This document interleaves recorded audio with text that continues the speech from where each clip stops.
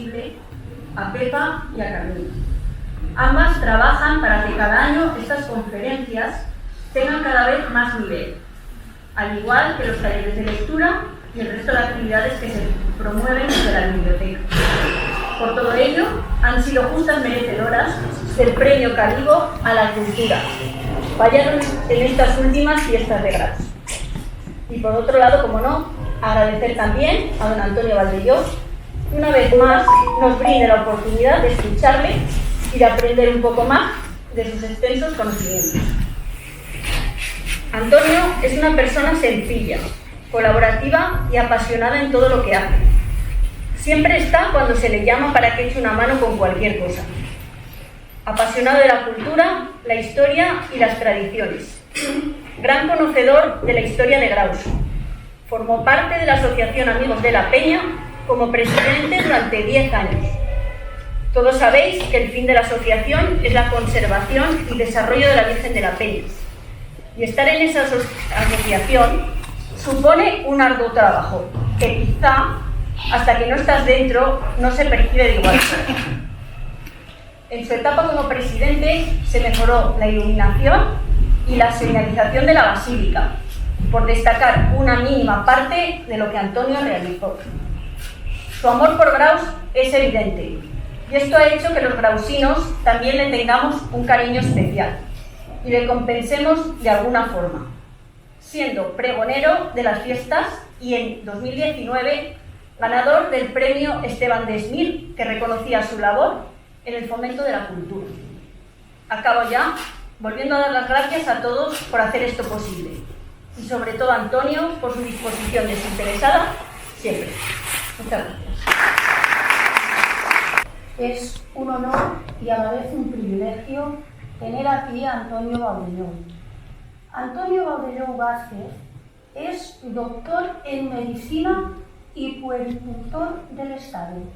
Ha sido jefe del Servicio de Enfermedades Metabólicas del Hospital Miguel Servet, fundador de la Sociedad Española para el Estudio de las Enfermedades Metabólicas Hereditarias, AECOM, promotor de 4 ediciones del Tratado Internacional para el Diagnóstico y Tratamiento de los Errores Congénitos del Metabolismo, y es presidente de honor de la Sociedad Aragonesa de Pediatría, miembro de honor de la Asociación Española de Pediatría, socio de honor de la Sociedad Catalana de Pediatría, colegiado honorífico del Colegio de Médicos de Zaragoza, posee la medalla de oro de la ECOM, tiene un gran número de artículos científicos, ha dirigido tesis doctorales y ha impartido múltiples conferencias. Este es el currículum de este señor que tenéis aquí. Siempre investigando por su profesión y ahora investigando por placer. En su querido Graus ha sido pregonero, como ha dicho ella, ha recibido multitud de premios, conoce Graus y su historia como nadie, como atestiguan sus 2 últimos libros, una guía de la Basílica de Santa María de la Virgen de la Peña y Gentes de Graus, 2000 años de historias ejemplares. Gracias, Antonio, por compartir tus conocimientos con todos nosotros.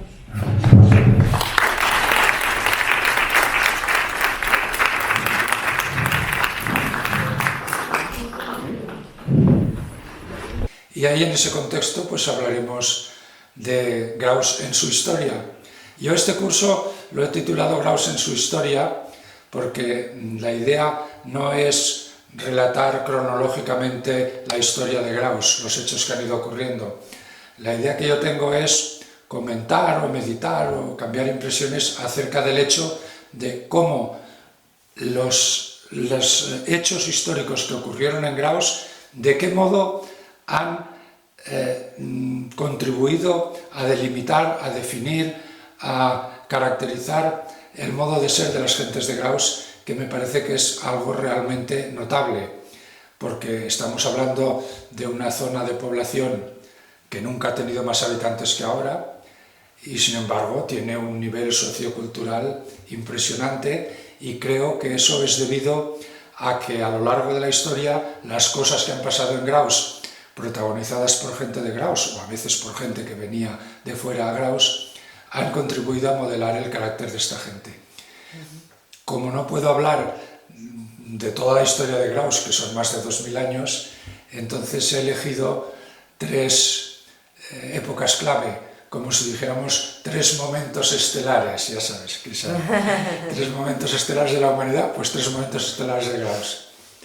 El primero, que es el que desarrollaremos hoy, son los orígenes, y entonces ahí hacemos hincapié en nuestros antepasados, nuestros predecesores de la Vitolosa, de la cual formábamos parte, porque era una civita romana que incluía un perímetro de 20.000 kilómetros cuadrados, de 2.000 kilómetros cuadrados, y bueno, aunque el Oppidum, el centro administrativo, estaba en lo que hoy conocemos como la Vitolosa, y entonces también, pero la población estaba distribuida por estas zonas, pues desde Estada hasta Campo, y desde el Cinca hasta Lésela, o sea que realmente nosotros éramos la Vitolosa, y de hecho los datos de los pobladores, que algunos se recogen en el famoso bronce de Ascoli, son gente de aquí, eran ilergetes de esta zona y están con su nombre y sus apellidos.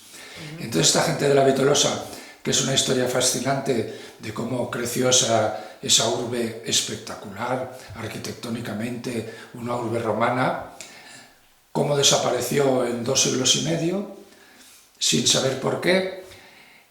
Yo tengo la teoría, y hablaremos de ello, de que la Vitolosa se construyó ahí, que no era el sitio mejor, ni muchísimo menos, porque ahí había agua, y probablemente habría un pozo artesiano, seguramente con agua caliente, y que a los 2 siglos y medio vino una tremenda sequía, y eso está documentado científicamente, se quedaron sin agua y se tuvieron que ir. Y entonces esta gente cargaron con sus estatuas, cargaron con sus dioses, cargaron con sus placas de bronce y se lo llevaron todo. Se fueron a otro sitio y se fueron. No los invadió nadie, no hubo lucha, no se destruyó la ciudad, no se quemó, simplemente se fueron. De hecho, en todas las excavaciones de la Vitolosa y alrededores, porque es un perímetro enorme, nunca se ha encontrado el más mínimo residuo de una escultura, no se ha encontrado el más mínimo residuo de bronce, no se ha encontrado nada, y es porque se lo llevaron todo. Y se lo llevaron con la dignidad que en aquellos tiempos tenían los romanos, que la habían heredado de los griegos, pero que en la época dorada del Imperio Romano era una gente de mucha categoría moral. Y yo creo que ese es el primer mensaje que hemos recibido las gentes de Graus, la dignidad. Creo que los personajes o nuestros antepasados de la Vitolosa lo que nos han transmitido es una herencia de dignidad, y eso se ha mantenido a lo largo de todas las generaciones. También hablaremos hoy de Ramiro I, nuestro Ramiro, nuestro rey, un personaje de tragedia de Shakespeare que ha sido siempre maltratado y que ahora por fin ya se conoce que era un gran hombre y una bellísima persona, porque había toda una leyenda negra promocionada por las gentes de Castilla, que eran sus enemigos acérrimos, ¿no? Y entonces, desde el aspecto físico hasta las tropelías que había cometido, que no las había cometido, etcétera, etcétera, Ramiro ha tenido que luchar durante toda la vida, porque toda su vida ha sido controvertida, y ahora sabemos que fue una gran persona, un gran rey, y con una visión de futuro impresionante. O sea que el primer capítulo de la charla, que serán nuestros orígenes y que incluye la Vitolosa y Ramiro, la moraleja es que esta gente nos han dejado la herencia de la dignidad y la herencia de mirar a lo lejos, de tener una visión de futuro que ha hecho que las gentes de Graus hayan rondado por todo el mundo con empresas que son absolutamente desproporcionadas para teóricamente sus posibilidades. y estaban en Islandia, en Sicilia, en Italia, en la Nueva España, en Filipinas, hemos estado en todas partes y eso lo hemos heredado de nuestros orígenes. Y esa va a ser la charla de hoy. El próximo jueves hablaremos del renacer, del renacimiento en Graus, porque es verdad, después de Ramiro hubo una época negra, los visigodos no acabaron de asentarse mucho, luego nos invadieron los árabes, la zona esta se despobló, los asentamientos que se crearon como los de Castro eran muy pobres y muy comparados con la Vitolosa, que era el esplendor. Fue una época mala, pero bueno, todo acaba y entonces llegó el Renacimiento. Entonces llegó una época en la que nos llegó la influencia del Renacimiento, un poco más tarde que en otros sitios, porque estábamos muy lejos, pero al final nos llegó porque entonces nosotros estábamos en paz, la población había crecido, éramos ricos, nos llegaba ya el dinero de América y entonces empezaron a venir artistas a esta zona, pintores, escultores y sobre todo arquitectos desde el sur de Francia. Y entonces en Graus se aposentó un núcleo de renacimiento muy importante. Un núcleo muy importante que aparte de los restos arquitectónicos que tenemos, pues no sé, como el portal de Barbastro o el Palacio de los Mur, el de la Bullanga, ¿no? Aparte de esto, la quinta esencia del Renacimiento en Graus está en el pórtico de la Basílica de la Peña. Primero, por sus características arquitectónicas, que para todos los expertos en el Renacimiento de esta zona es la referencia. Y segundo, porque es un libro en el cual podemos leer todo lo que pasó en Graus en la época del Renacimiento. Y entonces tenemos ahí un tondó con la imagen del abad de Pomar, que nos recuerda todo lo que hizo este hombre, cómo promovió la construcción de la actual Basílica de la Peña, cómo enriqueció Campo, cómo enriqueció Graus, etc. Tenemos la firma de Tellet, que es el arquitecto que terminó la Peña y tiene una historia muy interesante de cómo se movió por todas estas zonas, en Olsón, en Casquejón del Sobrarbe, etc. Tenemos las iniciales SA, que es mi opinión personal, no tengo ninguna duda de que corresponden a Santiago Ganduches, que fue el precursor de Tellet. Es una historia muy interesante de las relaciones entre esos dos, que parecía que estaban peleados pero que eran amigos, porque Ganduches dejó el contrato y se lo pasó a Tellet, o a lo mejor fue el propio Pomar el que lo hizo, etc. O sea, son historias muy interesantes. Y finalmente tenemos la Casa de los Obispos que construyó el obispo Cercito, y sobre todo las inscripciones que nos dejó, que es algo que asombra a todo el mundo, que como en una iglesia del siglo XVII, en plena contrarreforma, pudo dejar escrito unos lemas del templo de Apolo en Delfos o de la epístola de San Pablo a los tesalonicenses, que realmente en aquellos tiempos era bastante ortodoxo. ¿Por qué? Pues porque Cercito era erasmista. Era un hombre muy culto, había sido profesor de Salamanca y tal, y en tiempos de Carlos V el erasmismo estaba bien visto en España, y él era erasmista. Cuando vino aquí a Barbastro y tuvo que ocuparse de resolver el pleito con San Victorián, que no lo resolvió. Esto la historia de cuando en cuando tiene pleitos de este tipo y nunca lo resuelve bien, nunca. Pero bueno, y entonces el hombre dejó esas inscripciones ahí. Pero lo más importante, yo creo, es que Pomar, Ganduches, Tellet y Cercito, sobre todo, nos dejaron una herencia de un humanismo extraordinario, un humanismo que ya podríamos llamarle erasmismo y en algunos rasgos un poco de protestantismo, o sea, una revolución en la mentalidad de la gente. Pusieron otra vez al hombre como centro de todo, y esa herencia del Renacimiento en Graus es lo que hemos recibido de esta gente, que ha sido realmente muy importante para nosotros. Yo creo que ese toque humanista se ve en todas las generaciones de Graus. Cada vez que hace alguien algo, sí que dices qué loco más maravilloso y tal, pero de trasfondo siempre hay un humanismo y un modo de ser que es muy característico de las gentes de esta zona. Y es una zona muy pequeña, porque en Ribagorza, o por lo menos en la actual Ribagorza, hay otros valles, como el de Benasque, que realmente también ha tenido personajes importantes en la historia de España, pero no tienen este carácter de la gente de Graus, no tienen este carácter tan íntimo, tan personal, tan humanista, tan buenas personas como han sido todos los grandes hombres que han pasado por aquí, por Graus. Y esa es la charla que dedicaremos al renacer del Renacimiento. Y luego terminaremos con una charla que yo la titulo El difícil siglo XIX, la paradoja de Graus. Eso de la paradoja es una cosa que empleamos mucho los médicos cuando queremos definir o identificar algo que no debía de ocurrir, pero que no sabemos por qué ocurre. Dices, esto no debería de ocurrir, pero ocurre. Bueno, pues es una paradoja, ¿no? Y en Graus, el siglo XIX, que fue terrible en todos los aspectos, en toda España, pero en esta zona fue muy duro.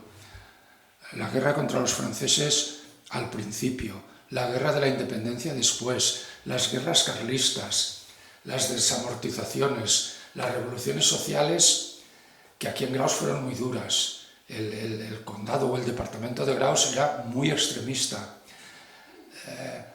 Influencias colectivistas muy importantes. Parece que hasta el hijo de Marx anduvo por aquí. Entonces, en esta época en la cual dejaron escrito que Ribagorza era una zona devastada, aparece paradójicamente 4 personajes que conviven en esos justos 100 años del siglo XIX y que fueron los protagonistas de la época de plata de Graus. Que 3 eran sacerdotes, como podían haber sido otra cosa, porque realmente ellos lo que llevaban era su bagaje personal. Eran sacerdotes por muchas circunstancias en aquellos tiempos. Y luego el famoso Joaquín Costa. Los 4 confluyeron en una misma época, se conocían, eran amigos, se admiraban entre sí y se respetaban. Y los 4 regeneraron el país, porque por orden un poco, pues Solano regeneró la Iglesia Católica de toda esta zona. Fue como una especie de doctor de la Iglesia, aparte de otras cosas culturales, pero ahí es donde hizo una labor tremenda. Valdelló, bueno, promovió la industria, promovió el riego, promovió la agricultura, promovió las obras colectivas para beneficiar a la gente. O sea, fue un adelantado de Costa. Salamero, que fue un hombre muy controvertido y que también tuvo sus admiradores y sus detractores, pero sin embargo fue un líder de la justicia social y de la promoción de las obras sociales hacia las gentes menos favorecidas económicamente, por educación, etc. Y finalmente Joaquín Costa, pues fue el heredero de estos 3 sacerdotes, fue el que recibió sus doctrinas, las asimiló, los defendió a capa y espada, escribió cosas bellísimas de los 3 y realmente resumió en su lema de escuela y despensa pues la labor de estos otros 3 sacerdotes. O sea que estas 4 personas en pleno siglo XIX nos dejaron una herencia de la cual estamos viviendo. Y yo no tengo la menor duda de que si estamos hablando de la biblioteca humana, de la biblioteca de Graus extraordinaria, de la labor que realizan llena de niños pequeños, de promoción a la lectura, de la labor que realizáis todos los medios sociales. Y yo creo que esto está ocurriendo porque es la herencia que nos dejaron Salamero, Solano, Valdelló y Costa, estoy seguro. Y esta va a ser la última charla del curso. Muy interesante, es que no queda nada que decir porque la verdad es que... Espero que la gente no se aburra. No, pero, además mucha gente, perdona que... Eso me da un la poco... respuesta... Me carga un poco la responsabilidad. 60 bueno. personas eran incluso más ya, ¿no? Sí, pero... Bueno, eso que ha despertado mucho interés. Se trata de pasar un buen rato. A mí me gustaría... Hombre, normalmente cuando hay mucha gente no puedes hacerlo demasiado abierto porque si no aquello se pierde, se dispersa. Pero hombre, que cambiáramos alguna impresión o que esto sirviera para que en el futuro pudiéramos seguir meditando acerca de esto, me parecería lo más satisfactorio de todo. ¿Te ha costado mucho prepararla? Decíamos que sí que tiene algo, algunos personajes de los que hablas sí que están en el libro. Prepararlo no cuesta porque Me divierto mucho, me lo paso muy bien, sabes que estoy jubilado hace tiempo y pues tengo todo el tiempo del mundo y me gusta, me lo paso muy bien. Debería de pagar por lo que hago, pero Sí. bueno. Entonces tendríamos que pagar a ti. Lo que sí que cuesta, bueno, no cuesta, lo que sí que da un poco de responsabilidad es preparar las cosas, porque si no las preparas no salen bien. Eso es una norma, yo siempre la he tenido en las clases, en mi labor profesional. Lo que no preparas bien no sale bien, aunque te lo sepas. Sí, sí. La improvisación no funciona. La improvisación no, nunca funciona. Puedes decir buenos días y nada más. Sí, pero no. Improvisar no. Pues seguro que como no has improvisado y has preparado bien, irá fenomenal. Esperemos que acabe bien. Gracias. Seguro. Muchísimas gracias a ti. Gracias a ti, Enhorabuena. Elena. Es un placer. Gracias.